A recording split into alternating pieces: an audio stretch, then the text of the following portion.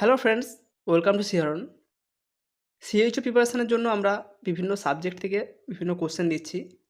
আমরা আগের যে 5টা পার্ট দিয়েছি সেখানে কমিউনিটি হেলথ নার্সিং থেকে যেগুলো ইম্পর্টেন্ট কোশ্চেন রয়েছে শুধুমাত্র সেই ইম্পর্টেন্ট কোশ্চেনগুলোই আলোচনা করেছি। আরও কিছু কিছু বাকি রয়েছে। আজকে আমরা চাইল্ড হেলথ নার্সিং থেকে যে সমস্ত ইম্পর্টেন্ট কোশ্চেন রয়েছে সেগুলো আলোচনা করব। এছাড়াও গাইনি, অবস এবং মেডসার্চ থেকে যে সমস্ত ইম্পর্টেন্ট কোশ্চেনগুলো আসে সেগুলো নিয়েও আলোচনা করব। আজকে চাইল্ড হেলথ নার্সিংয়ের যে কোশ্চেনগুলো রয়েছে একটু দেখে নাও। প্রথম যেটি রয়েছে, healthy term baby born on dash weeks of gestation. Healthy term baby কোন সময় জন্মগ্রহণ করে বা আমরা কখন টার্ম বলবো, কখন বাচ্চা জন্মগ্রহণ করলে সেটাকে আমরা টার্ম বলবো। বাচ্চা যদি 38 থেকে 42 উইক্সের মধ্যে জন্মগ্রহণ করে তখন সেটাকে আমরা বলবো টার্ম বেবি। দ্বিতীয় number question, average weight of a normal full term baby. তার নর্মাল এভারেজ ওয়েট হবে 2.9 কেজি এবং যার রেঞ্জ হচ্ছে 2.5 থেকে 3.9 kg. Average crown to heel length of the term infant. বাচ্চার মাথা থেকে হিল পর্যন্ত তার যে লেন্থ বা তার যে হাইট এভারেজলি 50 সেন্টিমিটার এবং রেঞ্জ হচ্ছে 48 থেকে 53 centimetre. Head circumference at birth. বাচ্চার হেড সারকামফারেন্স যেটা এভারেজ 35 সেমি এবং রেঞ্জ হয় 33 থেকে 37 centimetre. Chest circumference at birth, যেটা হেড সারকামফারেন্স হবে বাচ্চার তার থেকে 3 সেন্টিমিটার কম হবে chest circumference. 6 number question, normal ratio of upper segment and lower segment. বাচ্চার যে আপার সেগমেন্ট এবং লোয়ার সেগমেন্টের রেশিও সেটা কত থাকে জন্মগ্রহণের সময়। আপার সেগমেন্ট হয় 1.8 এবং লোয়ার পোর্শন হয় বা লোয়ার সেগমেন্ট হয় 1, অর্থাৎ আম্বিলিকাল কর্ড থেকে হেড পর্যন্ত সেটাকে ধরা হয় 1.8 এবং লোয়ার হয় 1। 7 নম্বর, এটা একটা হেলদি নিউবর্নের ক্যারেক্টারিস্টিক্স। স্কটাম শোজ অ্যাডিকুয়েট রোগী উইথ ডিপ পিগমেন্টেশন। যদি মেল বেবি হয় সেক্ষেত্রে তার স্কটামে প্রচুর পরিমাণে রোগী থাকবে এবং অবশ্যই সেটা ডিপ কালারের হয়ে থাকবে, যেটাকে বেশি ব্ল্যাক কালারের হয়ে থাকবে। এবং ফিমেল চাইল্ডদের ক্ষেত্রে লেভিয়াম মেজোরা অবশ্যই লেভিয়াম মাইনরকে পুরোটা কভার করে থাকবে। এবার এখানে কিছু বাচ্চার ক্যারেক্টারিস্টিক যেগুলো নর্মাল ভাইটাল সাইন্স তার যে রেঞ্জ নর্মাল ভ্যালু সেটা একটু দেখে নাও। 8 নম্বর, হার্ট রেট। বাচ্চার নিউবর্নের হার্ট রেট কত? এভারেজলি থাকে 140 বিটস পার মিনিট এবং রেঞ্জ থাকে 120 থেকে 160-এর মধ্যে। নর্মাল ব্লাড প্রেশার কত থাকে? নিউবর্নের নর্মাল ব্লাড প্রেশার কত থাকে? যদি বাচ্চা হেলদি হয় সেক্ষেত্রে তার নর্মাল ব্লাড প্রেশার কত হয় সেটা তোমরা কমেন্ট করে জানাও। এক্ষেত্রে অনেকেরই ভুল হয়। মোটামুটি তোমরা এভারেজটা লিখবে এবং তার সাথে যেটা রেঞ্জ হয় সেই রেঞ্জটা লিখবে। 10 number question, normal body temperature of neonate 36.5 থেকে 37.5 degree Celsius. 11 number question, normal respiration rate of healthy newborn. Healthy বাচ্চা তার এভারেজ রেসপিরেশন রেট থাকে 40 ব্রিথস পার মিনিট এবং রেঞ্জ থাকে 30 থেকে 60। 12 number question, neonate passes meconium within dash hour. Neonate meconium pass করবে কতক্ষণের মধ্যে? অবশ্যই এখানে অ্যান্সার হবে 24 ঘন্টা। Breast feeding should be started within dash hour. Breast feeding কতক্ষণের মধ্যে শুরু করতে হয় বা শুরু করা উচিত? Within half hour or within 1 hour, যেটা অপশান থাকবে সেটাই করতে হবে। যদি হাফ আওয়ার থাকে সেক্ষেত্রে হাফ আওয়ার হবে, যদি 1 আওয়ার থাকে সেক্ষেত্রে 1 আওয়ার। 14 নম্বর question, the most essential assessment of neonate is. বাচ্চা যখনই জন্মগ্রহণ করলো সব থেকে প্রথম অ্যাসেসমেন্ট কোনটি হবে বা কোনটি হওয়া উচিত? অবশ্যই দেখতে হবে বাচ্চা ঠিকঠাকভাবে কাঁদছে কিনা, গুড ক্রাই রয়েছে কিনা, স্পন্টানিয়াস রেসপিরেশন এটা এস্টাবলিশমেন্ট হয়েছে কিনা, সেজন্য আমাদেরকে দেখতে হবে গুড ক্রাই হয়েছে কিনা। 15 number question, Apgar scoring or assessment should be done. Apgar score কতক্ষণের মধ্যে করতে হবে? অ্যাফগার স্কোর করতে হবে বা অ্যাসেসমেন্ট করতে হবে প্রথম ফার্স্ট 1 মিনিটের মধ্যে। বাচ্চা যখন জন্মগ্রহণ করলো তখন 1 মিনিটের মধ্যে এবং 1 মিনিটের পর আবার 5 মিনিট পর। অ্যাফগার স্কোর যদি 7 থেকে 10-এর মধ্যে হয় সেক্ষেত্রে নর্মাল, কোনো ডিফিকাল্টি নেই। যদি 4 থেকে 6-এর মধ্যে হয় সেক্ষেত্রে মডারেট ডিফিকাল্ট বা ডিপ্রেশন, মডারেট ডিপ্রেশন থাকে। আর যদি লেস দ্যান 3 হয় সেক্ষেত্রে সিভিয়ার ডিস্ট্রেস লক্ষ্য করা যায়। 16 number question, vaginal bleeding or mucous secretion in newborn girl baby is due to. Newborn গার্লের ক্ষেত্রে প্রথম যে ভ্যাজিনাল ব্লিডিং বা মিউকাস ডিসকাস লক্ষ্য করেছে সেটা কী কারণে? এটা অবশ্যই ম্যাটার্নাল যে হরমোন উইথড্রল হচ্ছে বাচ্চার থেকে, মেনলি ইস্ট্রোজেন কাট অফের ফলে এই ভ্যাজিনাল ব্লিডিং লক্ষ্য করা যায়। এটার জন্য কোনো এক্সট্রা ট্রিটমেন্টের প্রয়োজন হয় না, অটোমেটিক্যালি ঠিক হয়ে যায়। 17 number question, in case of resuscitation suction should be done first dash then dash. যদি বাচ্চাকে রিসাসিটেশন দেওয়া হয় সেক্ষেত্রে প্রথম যে সাকশানিং করা হয় সেখানে আগে কোনটি হবে তারপর কোনটি হবে? সাকশানের সময় অবশ্যই খেয়াল রাখতে হবে প্রথমে মাউথ তারপর নোজ, আগে মাউথ সাকশান করতে হবে তারপর নাক। 18 number question, commonest causative organism of ophthalmia neonatorum. Ophthalmia নিওনেট্রামের মেন কজেটিভ অর্গানিজম কোনটি? সঠিক অ্যান্সার হবে chlamydia trachomatis. 19 number question, what is omphalitis? Omphalitis is the sepsis of the umbilical cord. বাচ্চার যে আম্বিলিকাল কর্ড থাকে তার সেপসিস যদি হয়ে থাকে সেটাকে বলা হয় ওমফ্যালাইটিস। মেনলি আনহাইজেনিক প্র্যাকটিস বা যখন আম্বিলিকাল কর্ড কাটা হয় সেক্ষেত্রে যদি হাইজিন মেনটেন না করা হয় সেক্ষেত্রে এটা হতে পারে। 20 number question, causative organism of oral thrush. Oral থ্রাশের কজেটিভ অর্গানিজম কোনটি? সঠিক অ্যান্সার হবে candida albicans. 21 number question, necrotising enterocolitis is related to. এটা রিলেটেড স্মল এবং লার্জ ইন্টেস্টাইন। বাচ্চার যে স্মল ইন্টেস্টাইন এবং লার্জ ইন্টেস্টাইন সেখানে যদি হাইপক্সিয়া হয়ে থাকে বা বাচ্চা যদি কোনো রেসপিরেশনের ডিস্ট্রেস হয়ে থাকে যখন বার্থ হচ্ছে সেক্ষেত্রে নেক্রোটাইজিং এন্টেরোকোলাইটিস হতে পারে। 22 নম্বর, ক্যাপুট সাকসিডিনাম প্রেজেন্ট অ্যাট বার্থ। বাচ্চা যদি ক্যাপুট সাকসিডিনাম হয়ে থাকে সেটা কিন্তু জন্মের সময়ই হয়ে যাবে, অর্থাৎ বাচ্চা যখন ডেলিভারি হচ্ছে তখনই প্রেজেন্ট থাকবে। কিন্তু যেটা সেফালোহেমাটোমা সেটা কখনোই জন্মের সময় থাকবে না, বাচ্চার ডেলিভারি হয়ে যাবে তার কিছুক্ষণ পর, মিনিমাম 4 থেকে 6 ঘন্টা পর তখন কিন্তু লক্ষ্য করা যাবে। ওই বাচ্চা যখন জন্ম হবে তখন লক্ষ্য করা যাবে না। 23 number question, commonest cause of facial palsy. বাচ্চার ক্ষেত্রে যে ফেসিয়াল পালসি লক্ষ্য করা যায় তার মেন কারণ কি? যদি ফেসিয়াল নার্ভ ইনজুরি হয় সেক্ষেত্রে ফেসিয়াল পালসি হতে পারে। বাচ্চা যদি ফোরসেপ ডেলিভারি হয় সেক্ষেত্রে যদি ফেসিয়াল নার্ভের উপর বেশি প্রেসার পড়ে বা হেমারেজ বা ইডিমা হয়ে থাকে সেসব ক্ষেত্রে কিন্তু ফেসিয়াল পালসি হতে পারে। 24 number question, serum bilirubin level in case of neonatal jaundice is. বাচ্চা যদি নিওনেটাল জন্ডিস হয় সেক্ষেত্রে সিরাম বিলিরুবিন লেভেল কত হতে পারে? সেক্ষেত্রে বিলিরুবিন লেভেল হবে 5 mg/dl। বাচ্চার ক্ষেত্রে হতে হবে 5 mg/dl, এবং যদি কোনো নর্মাল অ্যাডাল্ট চাইল্ড হোক বা অন্য কোনো নর্মাল মানুষ হয়, অ্যাডাল্ট মানুষ হলেও সেক্ষেত্রে তাতে যদি 2 mg/dl হয় সেক্ষেত্রে সেটাকে বলা হয় জন্ডিস, কিন্তু বাচ্চার ক্ষেত্রে সেটা হতে হবে 5 mg/dl। 25 number question, pathological jaundice appears within. Pathological jaundice কতক্ষণের মধ্যে অ্যাপিয়ার হয়? প্যাথোলজিক্যাল জন্ডিস অবশ্যই অ্যাপিয়ার হবে উইদিন 24 আওয়ার। 24 ঘন্টার মধ্যে প্যাথোলজিক্যাল জন্ডিস অ্যাপিয়ার হবে, এবং ফিজিওলজিক্যাল জন্ডিস 24 ঘন্টার পর অ্যাপিয়ার হবে। 26 number question, physiological jaundice appears in. Physiological jaundice এটা বললাম 24 ঘন্টার পর হবে, 24 ঘন্টার আগে কিন্তু কখনোই হবে না। 27 number question, kernicterus is the complication of. Kernicterus কিসের কমপ্লিকেশন? হাইপার বিলিরুবিনিমিয়া। ব্লাডে যদি বিলিরুবিনের পরিমাণ প্রচুর পরিমাণে বেড়ে যায় সেক্ষেত্রে কার্নিক টেরাস হতে পারে। যদি আনকনজুগেটেড বিলিরুবিন ব্রেনের সেলে পৌঁছে যায়, ব্রেন পর্যন্ত চলে যায়, সেক্ষেত্রে কার্নিক টেরাস হতে পারে। 28 number question, KMC is given to baby with body weight dash. বাচ্চার বডি ওয়েট কত থাকলে তাকে কেএমসি বা ক্যাঙ্গারু মাদার কেয়ার দেওয়া হয়? বাচ্চার ওয়েট যদি লেস দ্যান 2.5 কেজি হয়ে থাকে তাহলে কিন্তু তাকে কেএমসি দেওয়া হয়, এবং যতক্ষণ না বাচ্চার ওয়েট 2.5 কেজি পর্যন্ত হচ্ছে ততক্ষণ কিন্তু কেএমসি দেওয়া হয়। 29 নম্বর কোশ্চেন, পোস্টন্যাটাল পিরিয়ড কোন বয়সে বাচ্চাকে কি বলা হয়? নিওনেট। নিওনেটের এজ হচ্ছে যখন ডেলিভারি হলো তারপর থেকে 28 দিন, এটিকে বলা হয় নিওনেট পিরিয়ড। প্রথম 7 দিনকে বলা হয় আর্লি নিওনেট, এবং যে 7 থেকে 28 দিন রয়েছে সেটাকে বলা হয় late neonate. Infant first year of life, প্রথম যে 1 বছর সেটাকে বলা হয় ইনফ্যান্ট।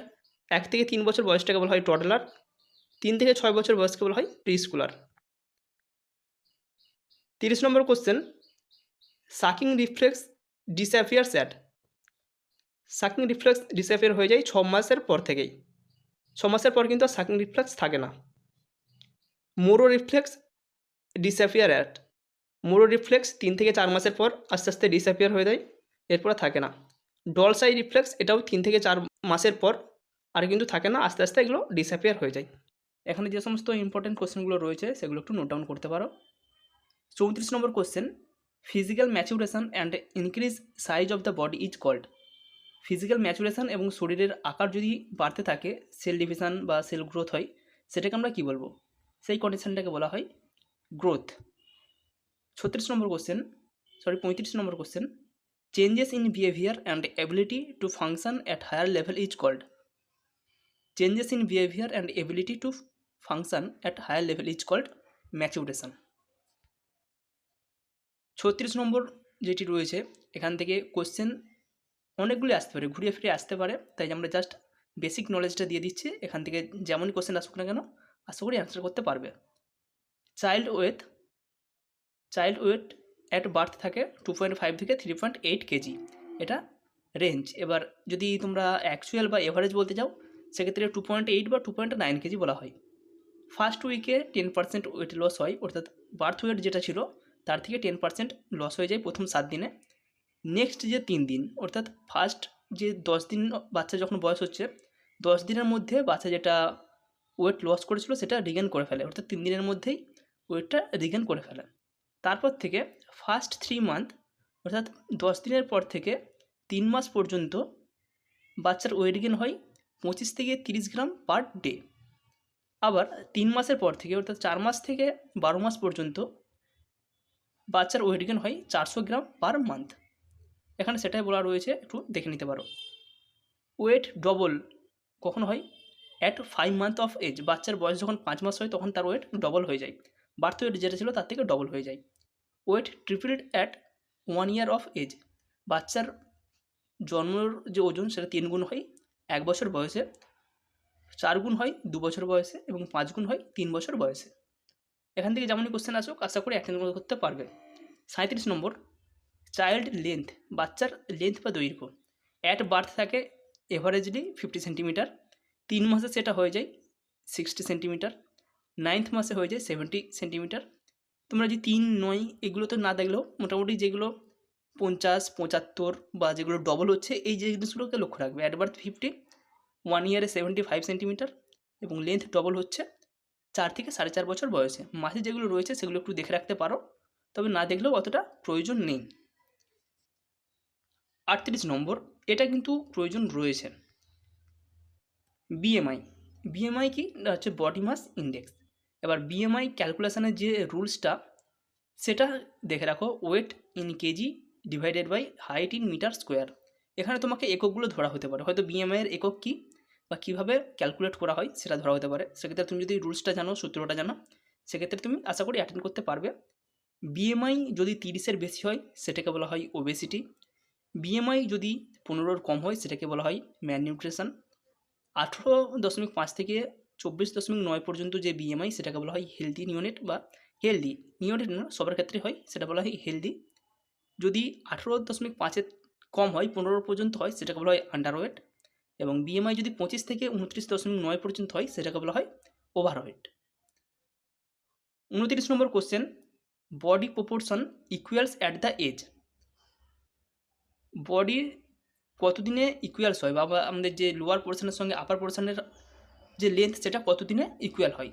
সেটা ইকুয়াল হয় 10 থেকে 12 বছর বয়সে। 40 number question, head circumference at birth থেকে 35 সেন্টিমিটার, 3 মাসে পর হয়ে যায়, যখন বাচ্চার বয়স 3 মাস হয় তখন সেটা হয়ে যায় 40 সেন্টিমিটার। 41 নম্বর question, head circumference is measured by placing the tape over dash. Head circumference যখন মাপা হয়, টেপ মেজারটাকে কীভাবে রাখা হয় বা কীভাবে মাপা হয়? এটা মাপা হয় পোস্টেরিয়র বা অক্সিপিটাল প্রোটুবারেন্স থেকে। ওখানে একটি ধরো যদি টেপ পেন একটা পয়েন্ট রাখা হয়, বাকিটা হবে ওভার দ্য ইয়ার, দুপাশে যে কান রয়েছে কানের উপর দিয়ে হবে এবং ফ্রন্টের দিকে সুপ্রা অরবিটাল রিজের উপর দিয়ে আবার একদম প্রোটুবারেন্স পর্যন্ত যাবে। সেটা তুমি ফ্রন্ট থেকে শুরু করতে পারো বা অক্সিপিটাল থেকে শুরু করতে পারো। অক্সিপিটাল প্রোটুবারেন্সের ওপর দিয়ে, কানের দুপাশের ওপর দিয়ে সামনের দিকে সুপ্রা অরবিটাল রিচ পর্যন্ত। 42 number question, anterior fontanelle closes at. Anterior fontanelle কখনো ক্লোজ হয়? অ্যান্টেরিয়র ফ্রন্টালি কিন্তু পোস্টেরিয়র ফ্রন্টালি থেকেও লেটে ক্লোজ হয়। এক্ষেত্রে টাইম লাগে 12 থেকে 18 মান্থস, 1 থেকে 1.5 বছর পর্যন্ত সময় লাগে অ্যান্টেরিয়র ফ্রন্টালি ক্লোজ হওয়ার জন্য। Shape of anterior fontanelle and posterior fontanelle. Anterior fontanelle এবং পোস্টেরিয়র ফ্রন্টালির শেপ বা আকার কীরকম? অ্যান্টেরিয়র ফ্রন্টালি ডায়মন্ড শেপ এবং posterior fontanelle triangular shape. 44 number question, posterior fontanelle closes at. Posterior fontanelle কখন ক্লোজ হয়? পোস্টেরিয়র ফ্রন্টালি ক্লোজ কিন্তু অনেক তাড়াতাড়ি হয়, 1 থেকে 1.5 মাসের মধ্যে হয়ে যায়। এখানে 6 থেকে 8 উইকস এর মধ্যে পোস্টেরিয়র ফ্রন্টালি ক্লোজেস হয়ে যায়। 45 নম্বর কোশ্চেন, ডিপ্রেসড ফ্রন্টালি ইন্ডিকেটস। যদি ফ্রন্টানেলিগুলো আমরা প্যালপেট করি হাত দিয়ে, সেগুলো যদি ডিপ্রেসড থাকে সেখান থেকে আমাদেরকে কী বুঝতে হবে? সেটা কিন্তু অবশ্যই ডিহাইড্রেশনকে ইন্ডিকেট করে। ডিহাইড্রেশন যদি হয়ে থাকে বাচ্চার, সেক্ষেত্রে ফ্রন্টানেলিগুলো ডিপ্রেসড থাকে।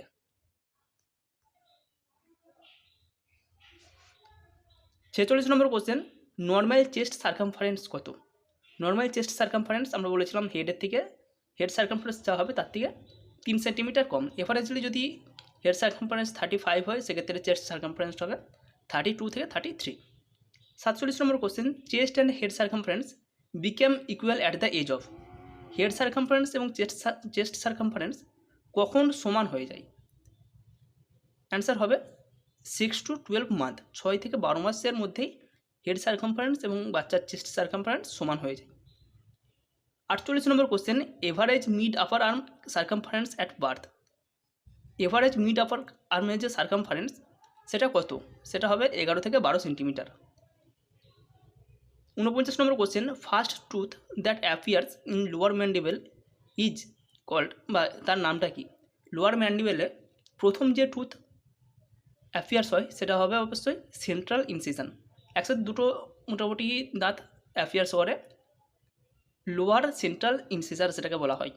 এবং কোন বয়সে হয়? What was the time? এই দুটো টিথ অ্যাপিয়ার হয় at the age of 7 month, 7 মাস বয়সে এই দুটো টিথ বা প্রথম টিথ অ্যাপিয়ার হয়। ফার্স্ট যে টেম্পোরারি টিথ সেটা অ্যাপিয়ার হয় 7 মান্থে।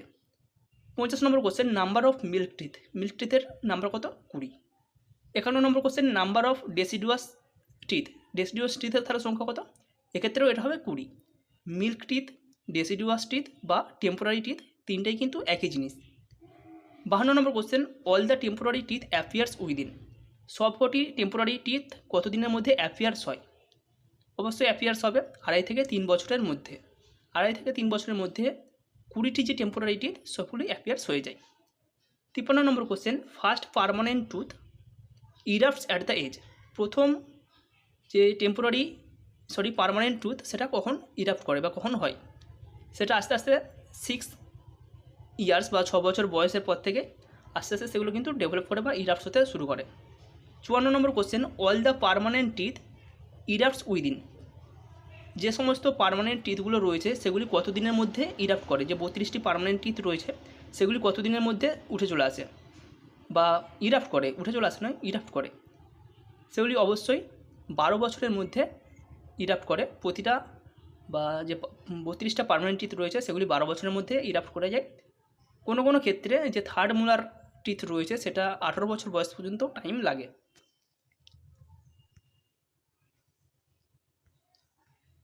55 number question, first menstrual bleeding is called. প্রথম যে মেনস্ট্রুয়াল ব্লিডিং সেটাকে কী বলা হয়? সেটাকে বলা হয় menarche. 56 number question, first and earliest sign of puberty in girl. মেয়েদের যে পিউবার্টি শুরু হয় তার প্রথম সাইন কোনটি? তার প্রথম সাইন হবে thelarche and appearance or growth of pubic hair. Thelarche অর্থাৎ increase in breast size and breast bud তখন ডেভেলপ করতে শুরু করে এবং পিউবিক হেয়ার অ্যাপিয়ার্স হতে শুরু করে। মিনার্কি শুরু হয় যখন পিউবিক হেয়ার দেখা দিল তার 2 বছর পর। পিউবিক হেয়ার যখন আস্তে আস্তে ডেভেলপ করলো বা গ্রোথ আস্তে আস্তে শুরু করলো তার 2 বছর পর প্রথম মেনস্ট্রুয়েশন বা মিনার্কি শুরু হয়। এবার আছে ডেভেলপমেন্টাল মাইলস্টোন ইনফ্যান্টের ক্ষেত্রে 1 থেকে 2 মাস বয়সে কী কী লক্ষ্য করা যায় বা বাচ্চা কী কী মাইলস্টোন অ্যাচিভ করে। এবল টু লিফট দ্য চিন ইন প্রোন পজিশন, যখন বাচ্চা শুয়ে থাকে তখন তার চিনটাকে আস্তে আস্তে তুলতে পারে। Able to regard colourful object at 20 centimetre distance, 20 centimetre distance থেকে সে কালারফুল অবজেক্টগুলোকে আইডেন্টিফাই করতে পারে। টার্নস হেড টুয়ার্ড সাউন্ড, যেদিকে কেউ সাউন্ড করবে সেদিকে সে মাথা ঘোরাতে পারবে। স্মাইল অ্যাট কেয়ার গিভার, যে কেয়ার গিভার সে মাদার হতে পারে বা অন্য কেউ হতে পারে, তার দিকে সে স্মাইল ব্যাক করবে, হাসবে। 2 থেকে 3 মাস বয়সে able to lift head and chest বা এক্সটেন্ড আর্ম, কোনো কিছুর ওপর হাতে প্রেসার দিয়ে সে তার হেড এবং চেস্টকে আপলিফ্ট করতে পারবে বা তুলতে পারবে।